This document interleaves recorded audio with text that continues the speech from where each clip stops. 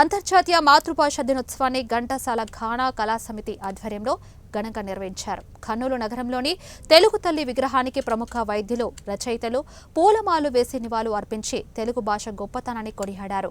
ఈ సందర్భంగా డాక్టర్ శంకర్ శర్మ మాట్లాడుతూ మాతృభాషను గౌరవించాలని కోరారు. చిన్నతనం నుంచే మాతృభాషను అలవర్చుకోవాలన్నారు. ఇతర భాషను నేర్చుకున్న మాతృభాషను మరవరాదన్నారు. తెలుగు భాషను కాపాడుకోవాల్సిన ఆవశ్యకతను డాక్టర్ శంకర్ శర్మ వివరించారు. మన సంస్కృతి, ఆచారాలు, కుటుంబ వ్యవస్థ అన్ని తెలుగు భాషపైనే ఆధారపడ్డాయన్నారు. ఇతర దేశాల్లో తెలుగు మాట్లాడేవారు కనపడితే మనసుకు చెప్పరాని ఆనందం కలుగుతుందన్నారు. మాతృభాష అభివృద్ధికి ప్రతి ఒక్కరూ కృషి చేసి తెలుగు తల్లి రుణం తీర్చుకోవాలని డాక్టర్ శంకర్ శర్మ కోరారు. తెలుగు రాష్ట్రాల్లోని చిన్నారులు ప్రాథమిక విద్య తెలుగులోనే చదవాలని సూచించారు. ఈ కార్యక్రమంలో doctor Shankar Sharma, doctor W Sitara, Chandrashekar Kalkura, Vasu, Ramanaiah, Raghavendra, Venkateswara Reddy తదితరులు పాల్గొన్నారు.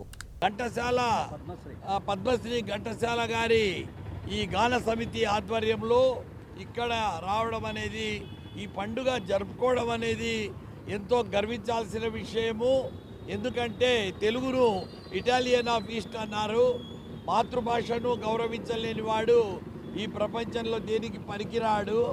మాతృభాష అనేది చిన్న వయసులో చదువుకున్నప్పుడు దాని యొక్క విలువ తెలుస్తుంది. ఎందుకంటే తొందరగా నేర్చుకోవడము, జ్ఞాపక శక్తిలో ఉంచుకోవడము, అంటే లర్నింగ్ స్కిల్స్ అంటారు ఇంగ్లీష్లో, అంటే నేర్చుకునే శక్తి, జ్ఞాపక శక్తి, తర్వాత ఏకాగ్రత, ఇలాంటివన్నీ ఫౌండేషన్, అంటే ఒక పునాది ఈ తెలుగు భాషలో, మాతృభాషలో పడినాక వాడు ప్రపంచంలో ఎన్ని లాంగ్వేజెస్ అయినా, ఎన్ని భాషలైనా నేర్చుకోవచ్చు.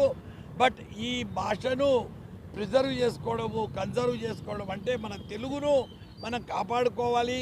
చాలామంది ఈ తెలుగును మనం కాపాడుకోవాలని ఈ మధ్యనే చాలా ఫంక్షన్స్ కూడా సంస్కృతి కీర్తి తెచ్చారు. ఈ మధ్య మన ఆంధ్రప్రదేశ్ ప్రభుత్వం సత్తుపతి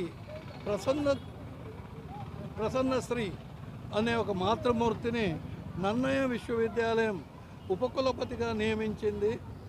ఆమె ఒక గిరిజన మహిళ. అలాగే గిరిజన భాషలలో ఆమె ప్రావీణ్యత అంతర్జాతీయ స్థాయిలో గొప్పది.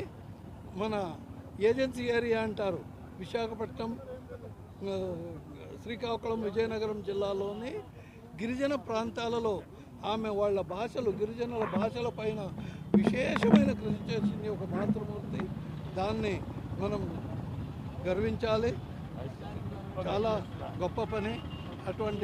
ఇటువంటి కార్యక్రమాలు ప్రభుత్వం వారు చేపట్టాలా, దానికి ప్రజలు కూడా ప్రోత్సహించాలని కోరు. ఉక్కుపాల నుండి ఉయ్యాలలో నుండి అమ్మ పాట పాడినట్టి భాష, తేనె వంటి మందు వీణులకును విందు, దేశ భాషలందు తెలుగు లెస్స. మిర్యాల రామకృష్ణ గారు రాసినటువంటి పద్యము మరి తల్లి గోరుముద్దలు తినిపిస్తూ నేర్పించిన భాష కనుకనే దీన్ని మాతృభాష అన్నారు. అలాంటి మాతృభాషని మరి దాన్ని మనం దక్కించుకోవడం మన బాధ్యత. తెలుగు భాష లేకపోతే తెలుగు జాతి అనేది లేదు. కనుక తెలుగు జాతి ఇంక చచ్చిపోయినట్లే తెలుగు భాష లేకపోతే. కనుక ఆ తెలుగు భాషని మనం రక్షించుకోవాలి. ఇవాళ వంగ భాష కోసము బంగ్లాదేశ్ అనే ఒక దేశం అవతరించింది. కానీ తెలుగు భాష మీద మనకు అభిమానం లేకపోవడం వలన తెలుగు వాళ్ళు 2 రాష్ట్రాలుగా మారిపోయినారు, 2 రాష్ట్రాలు విడిపోయినారు.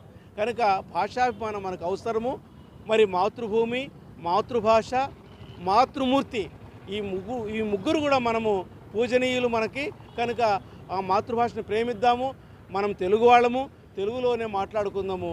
తెలుగు వాళ్ళు ఎదురైనప్పుడు తెలుగులోనే మాట్లాడుకుంటే హృదయ ఆనందంగా ఉంటుంది, మనసుకు హత్తుకొని పోతుంది. ఆ విషయాన్ని మర్చిపోద్దండి.